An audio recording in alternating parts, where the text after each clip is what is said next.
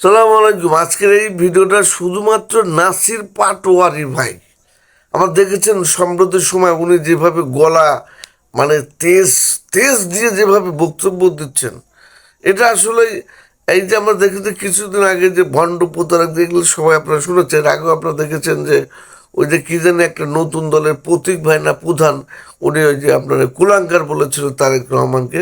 তারেক রহমান আমাদের বর্তমান ম্যান্ডেট প্রাপ্ত প্রধানমন্ত্রী। যাই হোক, কিছু এর আগে একটা হেলমেট মানে পরে একটা হুজুর মনে হয় সম্ভবত উনি আবল তাবল বলেছিলেন। তো আসলে আমরা এই এনসিপি নেতাদের বলতে চাই যে দেখেন, আপনারা কোটা আন্দোলন করতে এসে এদেশের রাজনৈতিক দল, এদেশের জনসাধারণ, এদেশের মানে জ্ঞানী গুণী সবার সমর্থন পেয়ে আপনারা আন্দোলনে সফল হচ্ছেন, ভালো কথা। এই যে বর্তমানে এনসিপির যে শীর্ষ নেতা নাহিদ ভাই, আপনাকে বলছি, আপনার বিভিন্ন জায়গায় আপনার জখমের দাগ রয়েছে। আচ্ছা দেখুন তো, তারেক রহমানের কিন্তু মেরুদণ্ড ভেঙে দেওয়া হয়েছে। ওনার ভাই রাজনৈতিকভাবে মৃত্যু হয়েছে, ওনার মা এদেশের জন্য জীবন দিয়েছেন, জেল খেটেছেন, ওনার আব্বার অনাকাঙ্ক্ষিত মৃত্যু হয়েছে এদেশের জন্য। কাজেই একটা আম পাকতে তো বাবার সময় লাগে। তাহলে এই যে একটা পরিবার, জিয়া পরিবার, তারা যে এত উৎসর্গ করেছে দেশের জন্য, যার কারণে কিন্তু তারেক রহমানকে একজন নিজের মানুষ, যদিও এখন তিনি প্রধানমন্ত্রী, সব কিছু হারিয়ে ফেলেছেন। ওনার একটা ভাই ছিল, আজকে তার ভাই থাকলে তার একটা শক্তি থাকতো।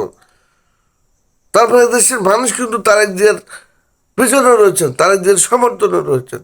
তিনি এখন দেশের জন্য কাজ করছেন, বুঝতে পারছেন তো। কাজেই ওনাকে আবল তাবল কথা বলবেন না, বিশেষ করে নাসর পাটোয়ারি ভাই।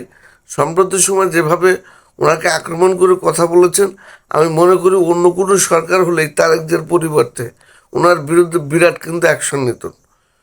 তো আসলেই আমরা বলবো যে আপনারা জুলাই অভ্যুত্থান এটা সবার মানে অংশগ্রহণে হয়েছিল, আপনারা নেতৃত্ব দিয়েছিলেন, এদেশের মানুষ আপনাদের প্রশংসা করেছে। আপনাদের একটা রাজনৈতিক দল গঠন করতে এদেশের মানুষ উৎসাহিত করেছিল, আপনারা করেছেন।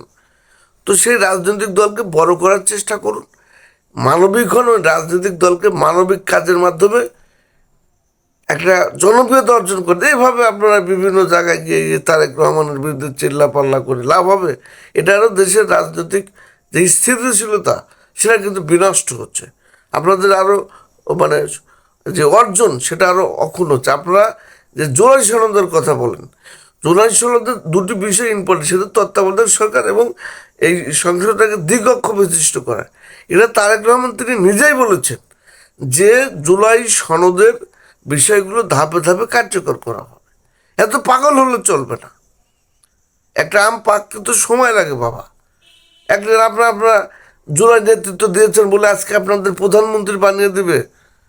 প্রধানমন্ত্রী এত সোজা জিনিস, বয়সের দরকার আছে, অভিজ্ঞতার দরকার আছে। জুলাই আপনারা নেতৃত্ব দিয়েছেন বলেই যারা ভালো, যেমন যে হাসনাত আবদুল্লাহ, এবারে যে নাহিদ সাহেব, এরপরে যে সজীব ভাই, হ্যাঁ ওনারা দেখেন তো এমপি টেমপি হয়েছেন।